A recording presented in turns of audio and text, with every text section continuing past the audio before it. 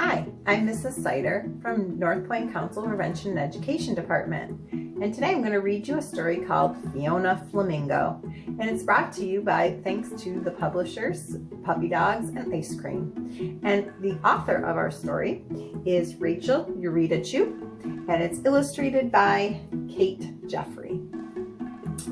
Fiona Flamingo. As I'm reading our story today, be listening for some feeling words that you hear throughout the story. On a beautiful sunny afternoon, where life was simply the best, a little flamingo named Fiona hatched from her eggs in a nest. Fiona grew up making lots of friends. They played flamingo games from day's start to day's end.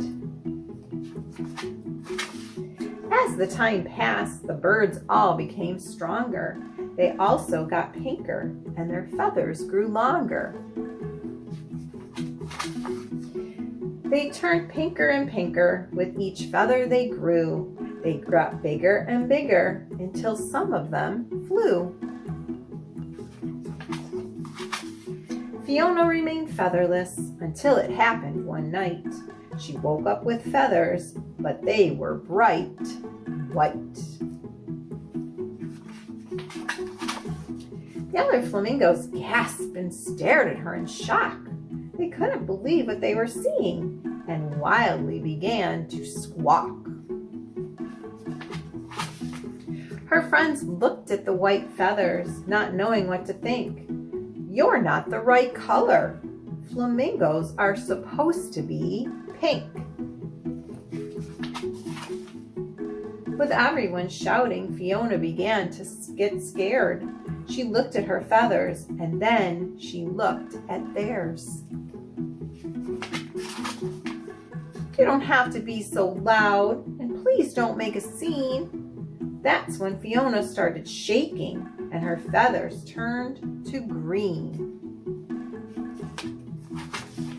When her friends saw the change, they squawked louder and meaner. Fiona got more anxious, and her feathers grew greener. Her friends looked at the green feathers, not knowing what to think. "Stop being so silly, Fiona. Flamingos are supposed to be pink." "Oh no," said Fiona. "This is worse than just bad." But her friends kept on squawking, and then Fiona got mad. "You're making me angry," she jumped and furiously said. That's when Fiona started yelling, and her feathers turned to red. The flock became silent, hoping things would get better. But Fiona got madder, and her feathers grew redder. Her friends looked at the red feathers, not knowing what to think. "Don't you think you should calm down right now? Flamingos are supposed to be pink." They all rushed to hug her, and now Fiona felt bad. Her anger was fading, but now she felt sad. She whimpered and cried, "I'm all mixed up in hue." That's when Fiona started sobbing, and her feathers turned to blue. The flock watched from afar, and their concerns grew truer. But Fiona just got sadder, and her feathers grew bluer.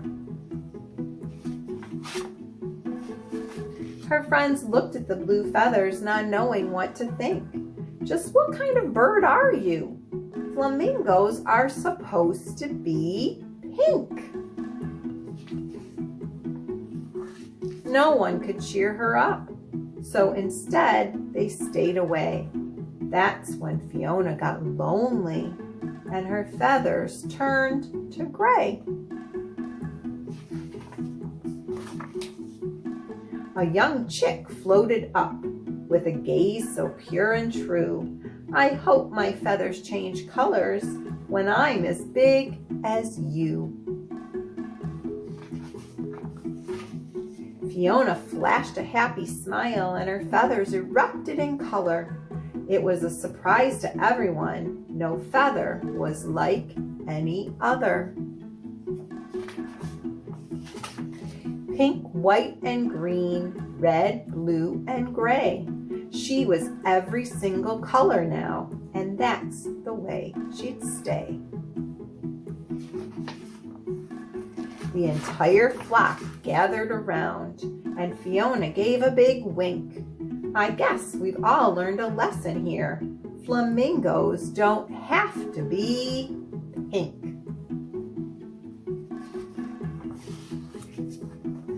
So throughout our story, Fiona felt lots of different feelings. She felt sad and worried and lonely and angry even. And it's okay for us to have lots of different feelings because we're all different and special in our own way. Have a great day.